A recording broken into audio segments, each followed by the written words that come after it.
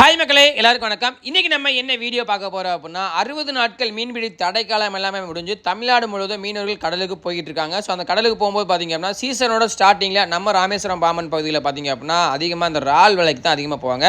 இந்த இறால் விலையில் வந்து அதிகமாக இறால், நண்டு, கனவா இது எல்லாமே கிடைக்குங்க. அதுவும் பார்த்திங்க அப்படின்னா இறால் நல்ல விலைக்கு விற்றா தான் அவங்க கொண்டு போன டீசல், ஐஸ் எல்லாத்துக்குமே போக ஒரு வருமானம் கிடைக்குதா இல்லையாங்கிறத நம்ம தீர்மானிக்க முடியும். அதே மாதிரி இந்த உயிர் நண்டு தாங்க கொண்டு வருவாங்க. உயிர் நண்டை எப்படி ப்ரோ வந்து பிடிச்சி ஒரு நாளில் உயிராக கொண்டு வராங்க அப்படின்னு நீங்கள் கேட்கலாம்.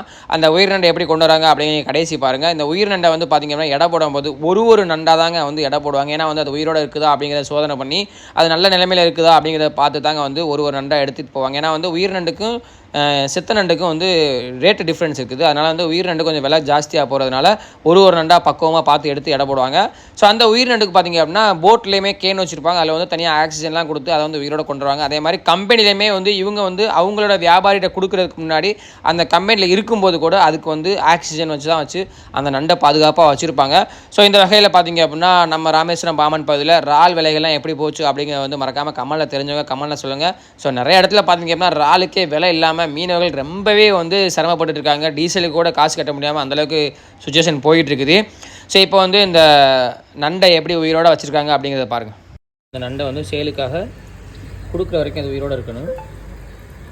எல்லாமே லைவாக தான் இருக்குது. எல்லாத்துலேயுமே லப்பர் பேண்ட் போட்டிருக்குங்க. அதனால் பயம் இல்லாமல் தொடலாம். பட் இருந்தாலும் லப்பர் பேண்ட் இதில் ஏதாவது தட்டினுச்சு அப்படின்னா நம்மளை கடிச்சிருந்தாங்க. ஒரு நண்டில் லப்பர் பேண்ட் தட்டிருப்பாங்க. இது வந்து ப்ளூ கிராப், இதை வந்து ஆண் நண்டு. இதில் தாங்க இப்போ வந்து லப்பர் பேண்ட் தட்டிருக்கு. பட் கொஞ்சம் நார்மல் உயிராக இருக்குது.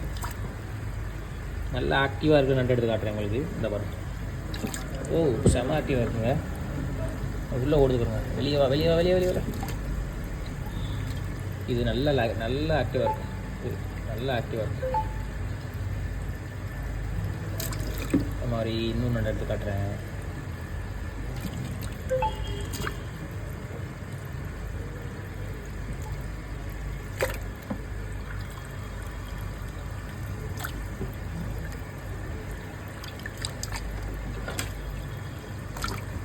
ஸோ இந்த மாதிரி தான் லைவ் கிராப்பை கொடுத்தா கொஞ்சம் ரேட்டு கூட இருக்கும்.